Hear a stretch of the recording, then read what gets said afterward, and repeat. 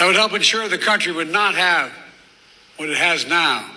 An extreme court that's the product of an attack on the confirmation process that's been weaponized by those seeking to carry out an extreme agenda for decades to come.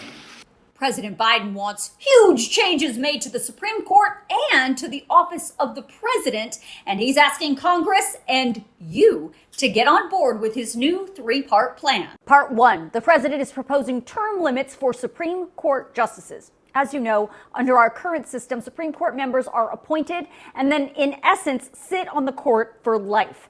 For the record, that's not technically in the Constitution. All the Constitution says is Supreme Court justices shall serve during good behavior, which has been interpreted to mean lifetime appointment. But now President Biden wants Congress to pass a law to change that interpretation. He is suggesting a system where every president gets to appoint a justice every 2 years, and that justice would then sit on the bench for 18 years and then would cycle out. The United States is the only major constitutional democracy that gives lifetime seats in their high court. Term limits would help ensure that the court membership changes with some regularity. That would make timing for the court's nomination more predictable and less arbitrary. Reduce the chance that any single presidency imposes undue influence in generations to come. Part 2. President Biden is suggesting a binding code of ethics should be established for the Supreme Court justices. As I've been reporting for at least a year now, there is no official code of ethics that is binding for the Supreme Court, and the loose rules they do have are enforced by the justices themselves, if they choose to enforce them.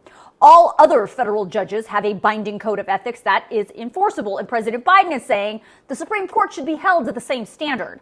He wants Congress to pass a law that establishes this ethics code, forcing disclosure of gifts, refraining from public political activity, and recusal rules when a justice and his or her spouse have financial or other conflicts of interest in a case. And Part 3, President Biden wants no immunity for crimes a former president committed while in office.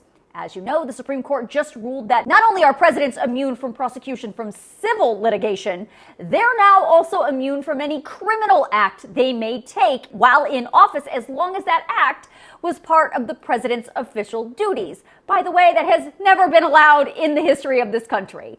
Well, according to President Biden's proposal, he wants an amendment called the No One is Above the Law Amendment added to the United States Constitution. He says that would ensure that no president get any immunity from federal criminal indictment, trial, conviction, or sentencing simply because he or she was the president for 4 or 8 years. The president must answer to the law. The president is accountable in the exercise of the great power of the presidency.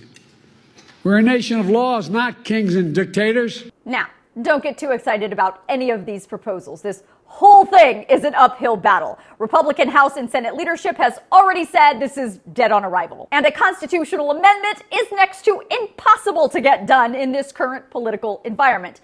To get a constitutional amendment, Biden would need to get a 2/3 vote in both the House and the Senate, and would need to get 3/4 of the states to ratify it. Regardless, if you want to read these proposals to the Supreme Court and to the Office of President, I will email them out to you tonight in my News Girl News Roundup email, so make sure you sign yourself up.